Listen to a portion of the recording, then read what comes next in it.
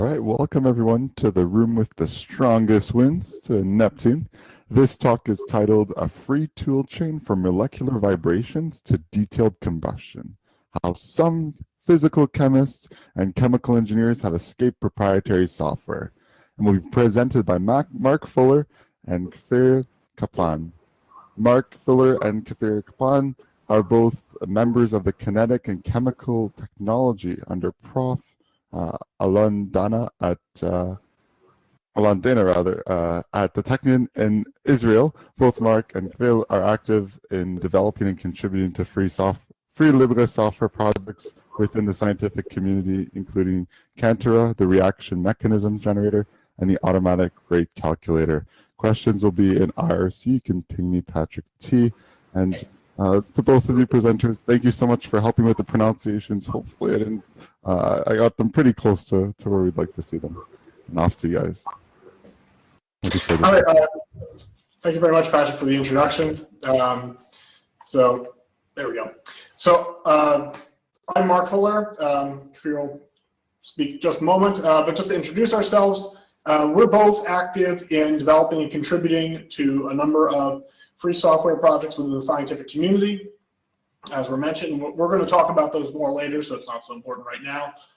But from my background, I've been hanging out in the free software and also the gnu+linux community for upwards of 15 years now, all throughout my time working as an engineer, doing my PhD in chemical engineering, and now in my current role as a DevOps engineer.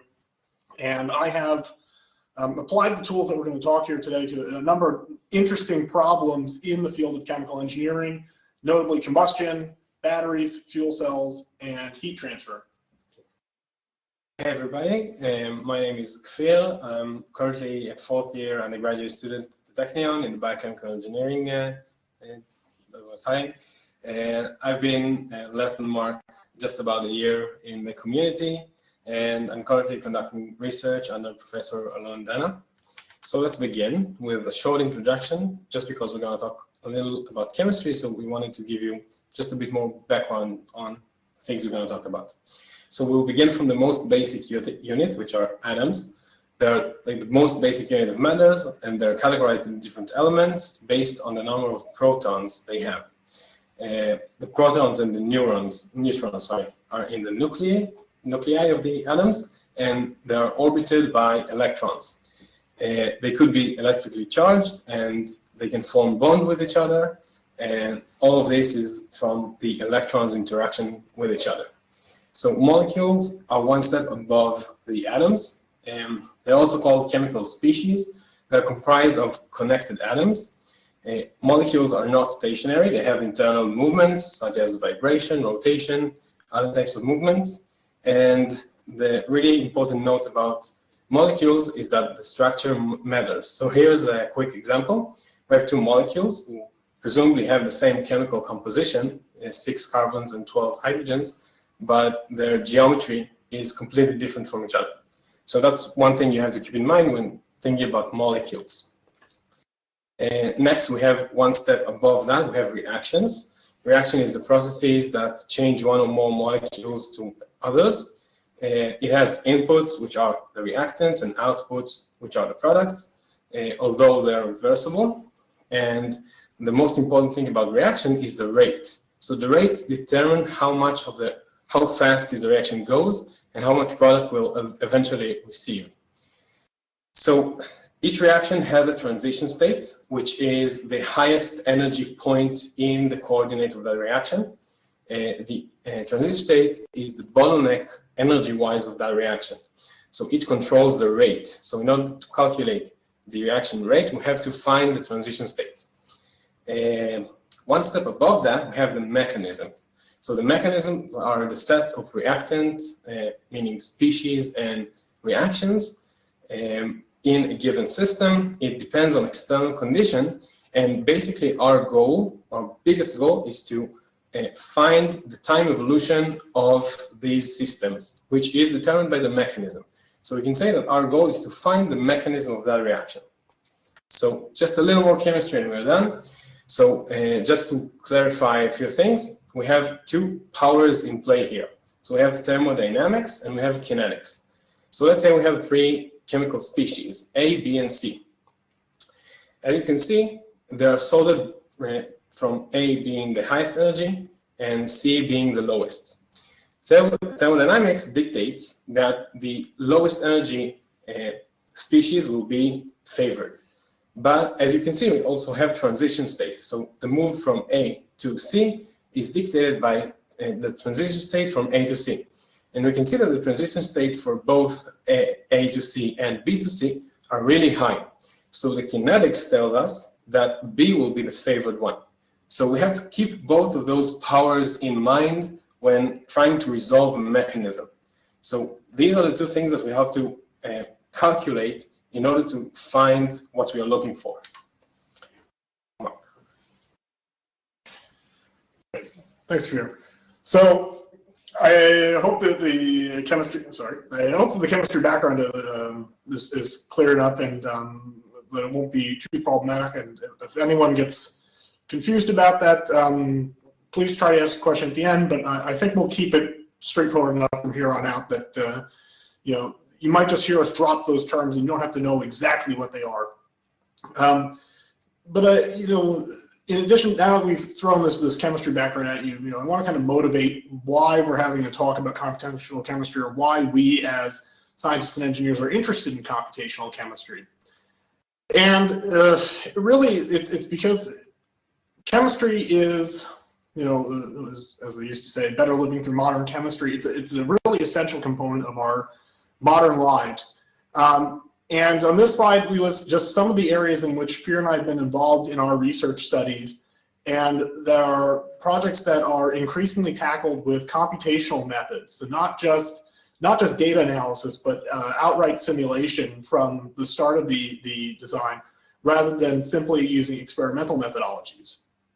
And so that's including alternative fuels for combustion engines, both bio-derived fuels like corn ethanol in the United States, and also synthetic or manufactured fuels, where we're actually designing a particular chemical composition and manufacturing that composition to drop it in place of a gasoline or a diesel fuel.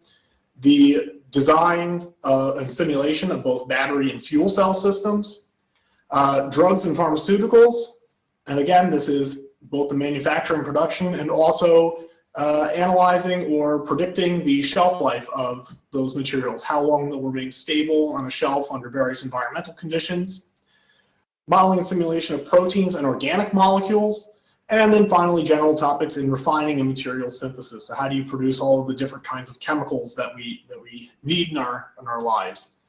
And there's a paradigm shift that's going on right now in the world of chemical engineering and chemical modeling, which is, it was described by one researcher as moving from post-dictive to predictive computational capabilities, where up till fairly recently, we've largely been stuck in a post-dictive paradigm where we can build models around currently well-validated data points, currently well understood systems that have been experimentally checked out.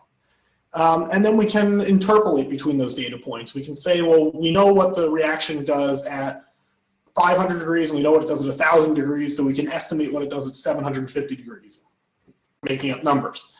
And where we want to move now is to say, well, we have information about 500 and 1,000. What does it do at 1,500? That's the predictive in a nutshell. And I realize it's a very coarse, low-grade idea. But we want to get beyond simply staying inside our current parameter space, staying inside the current data points that we have, and using our computational abilities to make good quality, accurate predictions about chemical behaviors that allow us to make leaps forward in terms of what we can accomplish. So now I want us to start thinking about the computational tool chain that's going to be required for us to do our modeling, and what it is that we actually need to build as far as free software tools. And so if we have some process, we can first describe, looking at that chemical reacting system with some global or macroscopic parameters: the temperature, the pressure, the chemical composition, what species are mixed up inside it. And then we start to look at the reactor itself, and we apply physical laws to it. And so we apply some set of conservation equations, like conservation of mass or of energy, laws of thermodynamics, and we make various simplifying either assumptions or impose various constraints on it. And so one that you could think of as a constraint as opposed to an assumption would be if we had a rigid steel tank, we would say that this is constant volume, even though it could slightly bend or flex, those kinds of simplifying inputs. And then we need to have a set of chemical reactions for all the species that are inside of this reacting system. And we need to have reactions for all of the product species from those reactions, so on and so forth, so a very complex system. And then we need to have the thermodynamic properties for all of those species that we've considered. So how do we get all that information? In order to start building out our mechanisms, we stand on the shoulders of giants. We look to what already exists in literature, what exists in textbooks, what is available to us. But then we start adding things because we're working on a new and novel system. And so we have two general approaches to building out the information we need. And we have the computationally cheap, coarser, lower accuracy approach, which is to guess what those new species are, estimate the thermodynamic properties and the reaction rates from rules that we've tabulated from other species and reactions that we've observed before. So this is largely the post-dictive capabilities. And then alternatively, we have our much more computationally expensive, but hopefully higher accuracy approach of doing ab initio calculations, so calculations from first principles of the molecular structures, of the thermodynamic properties, and then once we have several molecules, of the reaction rates between them. And so we have to apply both of these techniques in any kind of practical, real-world model development. And this slide here, this is not for you to read. This slide here is to scare you, is to give you an idea of why I say that we need both. This is lifted from some work that I did in the last couple of years, where all I wanted to do was add NO and NO2 to an existing mechanism for pentane combustion. And pentane is not even as big a molecule as what you find in gasoline or diesel fuels. And what you can see here is if the existing species in that mechanism, all the different carbon, hydrogen, oxygen-based species are our Rs here. Now by adding NO and NO2, we have all these classes and general templates of reactions, and we need data for all of these to input to it. And so we have to start guessing species and guessing thermodynamic data and guessing reaction rates in order to get started with the modeling. And only then can we start doing the computationally expensive work to fill out ones that we determine are important. And this here, again, this is not a slide for you to read so much as it's just an example of what comes out of that work. We find a few reactions that we say, oh, those are interesting. I need to know more about them. And spend a couple weeks sometimes to do the calculations and to do the work to get 3 rates. So when I tell you that a mechanism potentially has thousands of rates, and I've just shown you a chart that shows easily hundreds being added, and it could take me 2 weeks to get 3 of them. I hope you'll start to appreciate the scale of this problem and why developing our software tools and why continuous improvement is necessary. So that leads me now to actually talk about the nuts and bolts of how we do our work, to talk about our actual software tools, and hopefully this is the part that will be most interesting now to our audience, because I'm sure we've probably lost most of our audience already. I apologize, but we really needed to motivate the problem appropriately, because if I just start telling you about the software tools, it won't mean anything to you otherwise. It may still not mean anything to you. I'm sorry for that. But this is our tool chain. This is our free software tool chain that we are currently using in order to go bottom to top, as it were, to go from the molecular scale all the way up to the macroscopic scale, to go to the reactor scale. And it consists of it consists of a number of basic steps. The first step is that we actually need to sketch out our molecules, and we do that with Avogadro or Avogadro 2. Then we need to run our molecules through a calculator of sorts to get the molecule level information, Psi4. Once we have a set of molecules, we start building out details on the reaction and the reaction rates with the automatic rate calculator. We construct models with the reaction mechanism generator. We can automate and iterate on those using T3. We perform reactor level simulations using Cantera. And then we're able to perform comparisons to experimental data with ChemCAD and PyCAD. And I just kept describing each of those because we're going to go through them in great detail now. But this is just to give you an idea. These are the programmings. This is our tool chain. These are the major steps. As a quick aside, before we start to talk about those individual programs, because the theme of this conference is about how we've liberated ourselves and how, and our subtitle even is how we as a group of chemical engineers have escaped a lot of the constraints that were imposed on us by proprietary software. For comparison to that tool chain that I just described, the way things have always been done, quote unquote, or really has been done lately before widespread development and adoption of these free software alternatives, and really what's become, in my mind, a superior tool chain for our kind of work, is we didn't have a free program for drawing and preparing the input files for our molecules. No, we bought a very expensive license for a package to do that, and then would also perform the calculations on them. Then in a lot of cases, we paid another few thousand more dollars per year to buy another package to do an even higher, finer set of calculations. And then we had a bunch of output, depending upon what your lab and what your tool chain were like. In many cases, you were manually copying and pasting a lot of outputs into some in-house set of tools or various different hand calculations or Excel sheets even, in spreadsheets in worst case scenario. And then, this is still widely done, manually assemble your mechanism file, the files with the hundreds of species and the thousands of reactions, copying and pasting now rows and rows of data into them.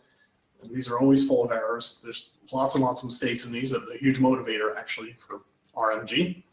But then you go out and you spend a few more $1,000s every year to purchase a license for a third piece of software in order to do your reactor level simulations. And then the data eventually make it into a paper, make it into a publication, and likely end up in some non-machine readable format. Maybe they're just points on a figure. Maybe it's a PDF with no recognizable text in it, essentially just an image file. This happens all the time. These are huge problems. And so we don't just have the motivations of we want to have a free Libre software tool chain. We also have the motivations of there are real problems with the existing options that were available to us that can be addressed by developing a community-oriented free software solution. So I'll talk about just the first of these program that I've really enjoyed using over the years is Avogadro, and now there's Avogadro 2, which is a rewrite of the original Avogadro as part of the open chemistry projects. It's written in C++. It's released under the BSD3 license, the BSD3 clause license. This is a cross-platform graphical editor. You can point and click to draw your molecules, draw the connections, and do very, very crude optimization. So if you put two atoms way too far apart or way too close together to be even physically reasonable, the program has the ability to put them in nominally right positions, so you get good starting guesses at least for doing your calculations. And it has there's a number of plugins available for it, and there's functionalities for it where it will generate the necessary text input files for a wide range of different calculator programs, one of which is Psi4, the software that we'll talk about next. So we can use Avogadro to draw our molecules, prepare the input files, and then also after we've gotten the results from a calculator, we can also use it to view those results. So I just want to include a quick screenshot here. This is the graphical interface for Avogadro, showing actually an output file. And a very, very nice feature of it is its ability not only, oops, I just realized I can't drag. I'll show a video at the end, I promise. I just realized that I can't drag it on top of my slides. Sorry about that. Let us then continue by talking about Sci4, and I'm going to turn it back over to Kfir at this point. Thanks. Thanks, Mark. We promised to show the video in the end, don't worry. So Sci4 is the fourth iteration of the Psi program. It is basically a quantum calculator. So it gets as an input file a molecule or molecules. Their unrefined geometry, probably taken from other softwares like Avogadro 2 and other optional parameters, and it calculates the optimized geometry. And what do I mean by optimized geometry? So as I said before, thermodynamics dictates that the lowest energy is favorable.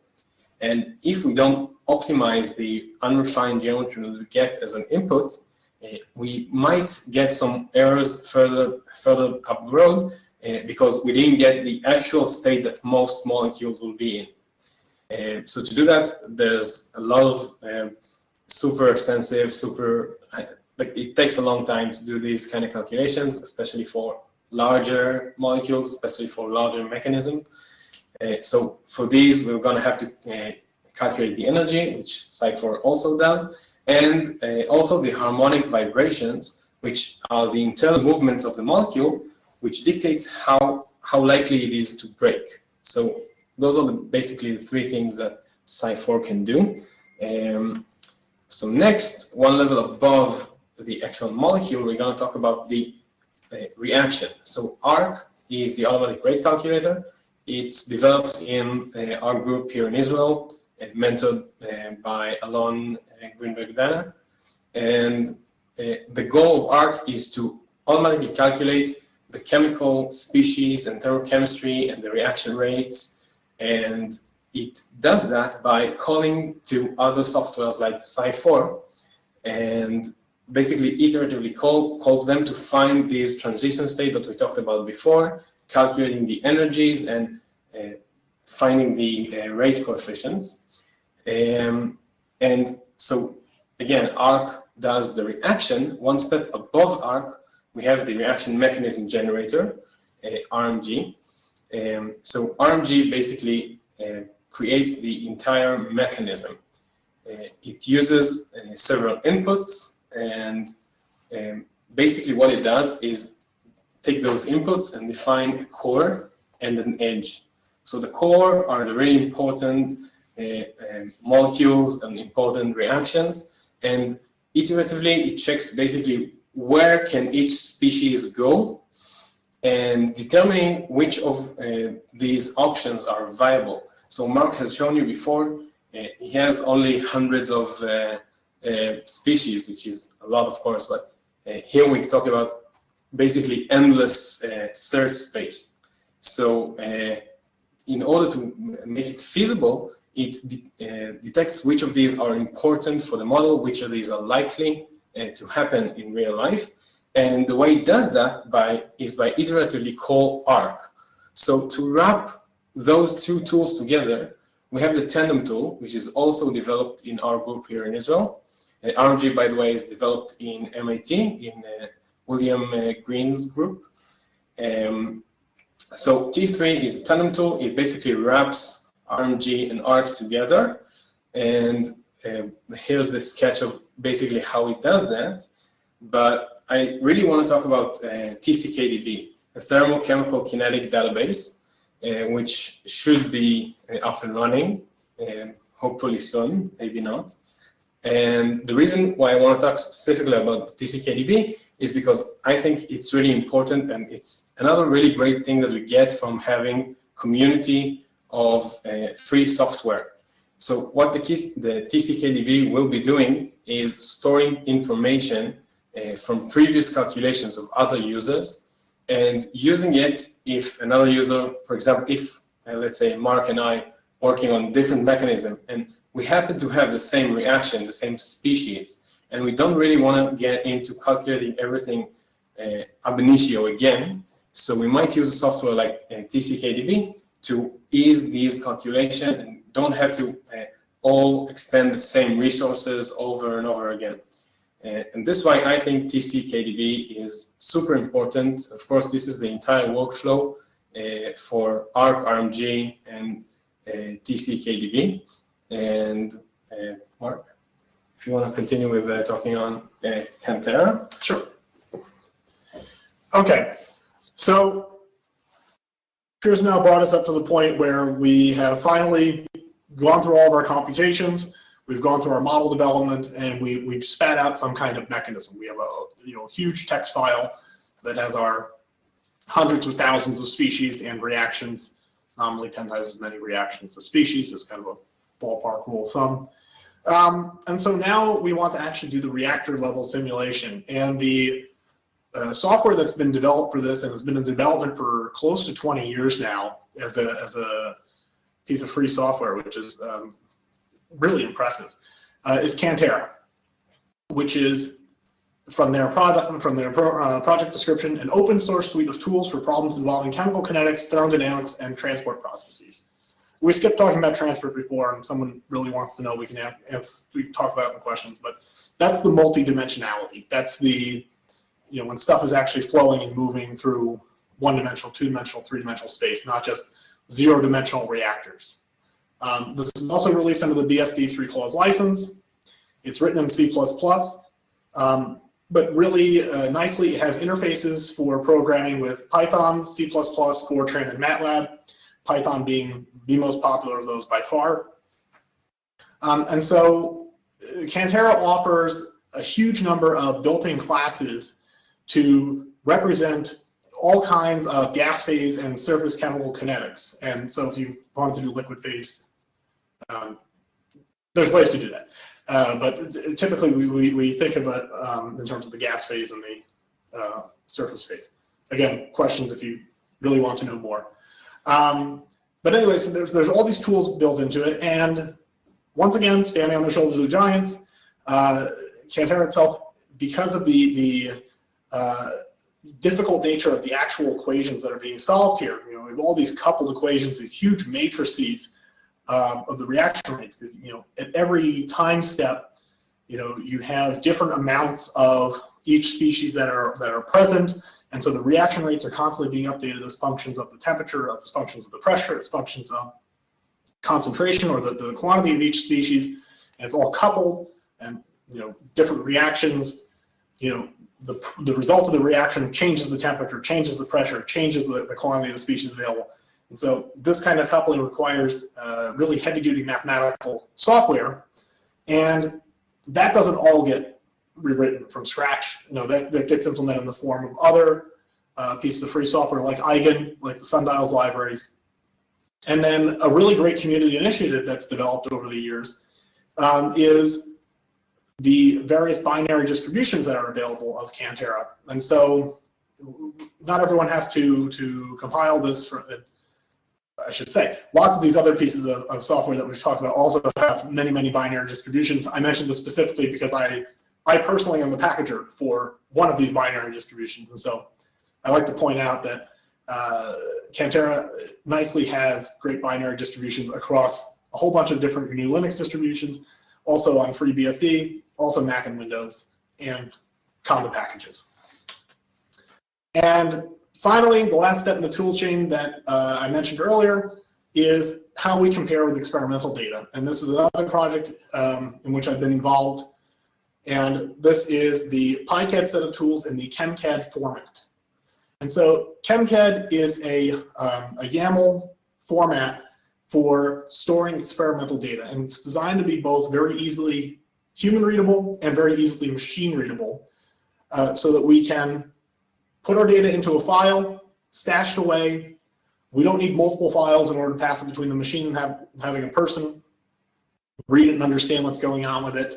And this is meant to address a lot of the problems that we have with how experimental data is transmitted and shared amongst groups. And PyCAD is a Python interface and a set of tools for interacting with the ChemCAD data. So for validating the files, making sure the information's there appropriately, for then pulling out the necessary features, doing the simulations. And the ChemCAD is a, it's a growing standard where different kinds of experiments are being added to it. It doesn't encompass all the standard kinds of experiments yet, but it has templates for a number of experiments of interest. So finally now, we're at the stage where we're making an appeal to the community, where we're here to say, how we could use your help, even if you don't know anything about chemistry, because actually we have a lot of stuff that needs to be done by people who have time and interest. And knowing chemistry is, there's people who know chemistry who can also work on this and are working on a lot of these things. But the non-chemistry stuff, we have a lot of infrastructure issues with our code. There's things get outdated, deprecated. We have messy conda environments for importing stuff. The infrastructure type engineering definitely needs to be done. And when you're in an academic research environment, that's not the highest priority, obviously. And so anybody in the community who wants to chip in and take a look at that kind of stuff is more than welcome to. Kfir mentioned TCKDB. TCKDB is something that we're working on, but it's at the very early stages in planning. It has the potential, again, to consolidate a lot of information, just like the experiments that are all over the place. The computational results are also all over the place. And having a centralized repository, having a database that is open to which contributions can be made, that's a thing, and it can be easily queried and accessed. That's another big program that really would benefit from people who have expertise in the field, have expertise in making databases and working with databases. There's always room for getting more binary packages out there, and that's a big issue. And as I mentioned, ChemCAD also needs to be extended. PyCAD has the same kind of issues as general. As I should have lumped those together, but yeah, PyCAD's got stuff that's old in it too and could use some help. So certainly during the questions phase, we're happy to talk about any of these as well. Anything anyone might be interested in. Oops, sorry. And Kfir will now make a pitch for additional help wanted if you do know something about chemistry. Yeah. So our group in the Technion as well, the Dana research group, links all over the place and the QR code. We need help. We could really use people who understand chemistry, have some touch with computational methods, just like Mark explained before. I've been in the group for over a year now as an undergraduate student, and I'm planning on continuing on in the group. It's a really fun environment, a really good place to develop personally, and I would love it if more people came along and joined us. It's really exciting here. We have a lot of things done, and I would be happy to see other people here. So Mark promised us a video just as an end to our talk. So before the Q&A, you want to do that? That's good. Whoops. This one. Yeah, just drag it over. Drag it over. Sorry, guys. So this is the output of Avogadro 2. As you can see, and as I stated before, the molecules are very much not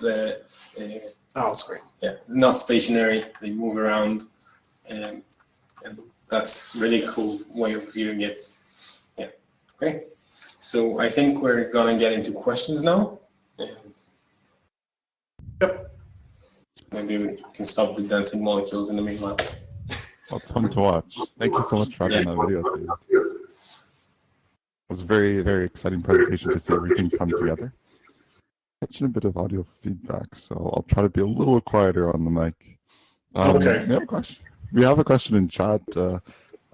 a couple questions actually coming in. Oh, a lot of excitement around this. Is it possible to model reactions of very large molecules, including proteins, with this suite of software? And a follow-up to that, like, what's it like when you're doing, if it's possible to do that, like, how far can you go? What kind of limits are you going to come into and stuff like that? How big's your computer? Okay. So that's really what drives it, is how big is your computer? How much time do you have? How much do you have in the way of computational resources? The kinds of things that we're able to model using the high performance resources that are available to a lot of universities. So we normally talk about what are called heavy atoms, which is anything that's not hydrogen. So if the picture that's on the screen here, the white ones are the hydrogen. So this has 6 heavy atoms.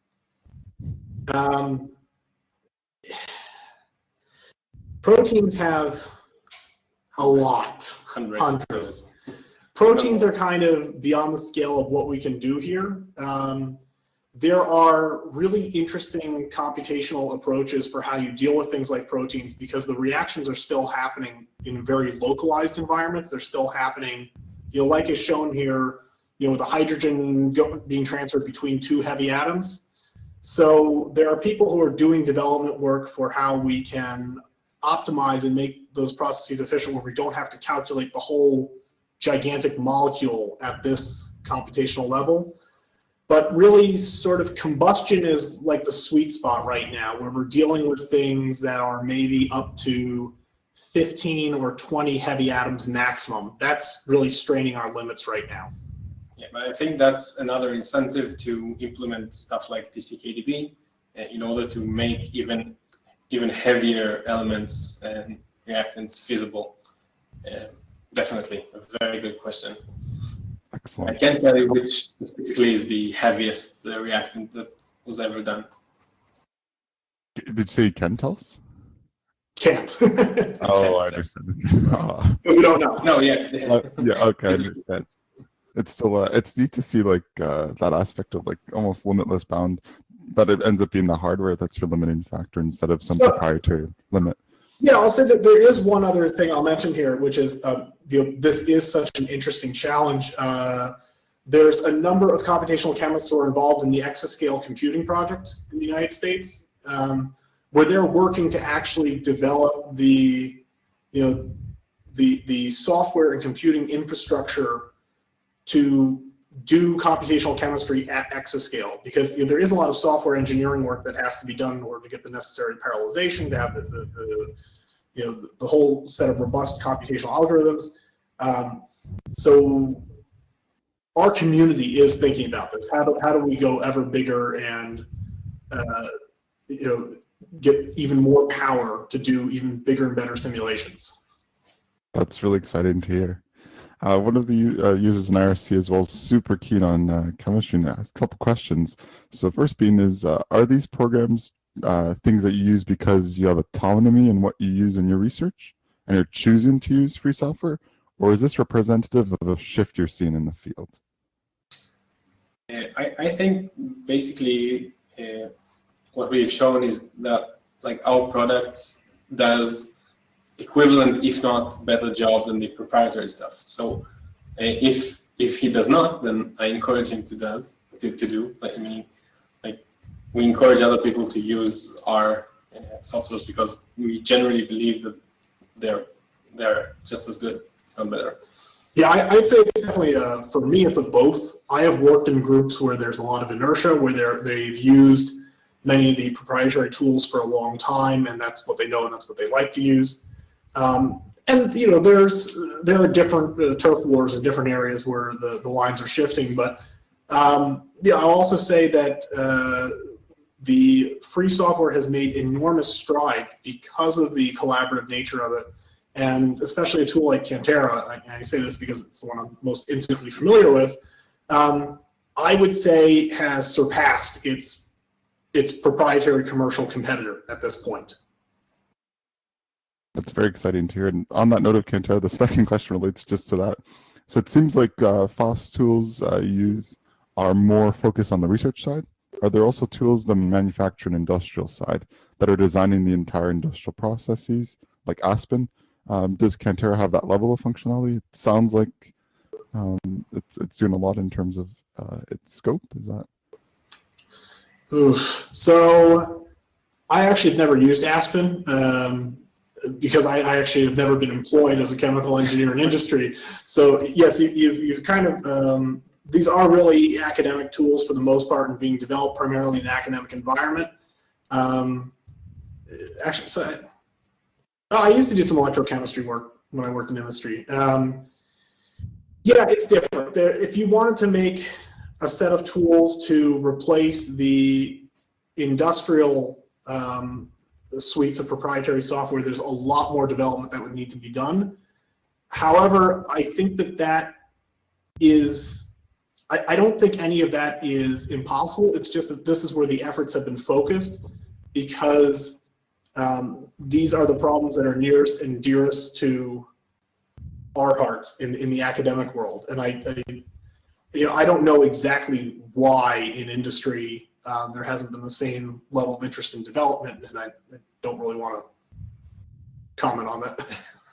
No, I understand, and you're focusing on the problems that are important to you, and with your passion, you're gonna do, I think, excel at those because it's your situation you're most familiar with. So it makes lots of sense, and it sounds, honestly, from the IRC chat, it sounds like you got a new contributor heading your way for these projects. It's really exciting to see it all come together, and it's a great exhibit of the power of free software, collaboration between different projects, different people, and smoothing out the workflow.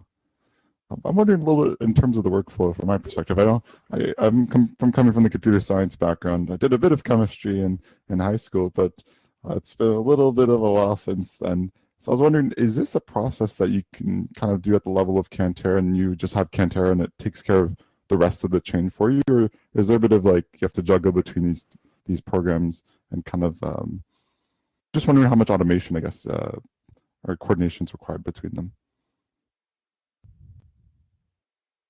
So I'll speak quickly to that. Pretty much the toolchain that we laid out is a complete top to bottom toolchain, and at any stage in the research process, you're typically not doing that whole toolchain. It's fairly unusual to touch the whole process. So typically you might have a mechanism and you're doing a series of iterations in Kantera, and you can write some code for yourself in Python or C++ or whatever to iterate with an existing mechanism and do a whole bunch of different simulations. Kantera is very extensible and flexible. It might be that you are building mechanisms to simulate a very particular problem. So you want to compare several mechanisms over one kind of reactor or chemical problem, in which case you can automate and iterate within the RMG ARC T3 kind of toolkit.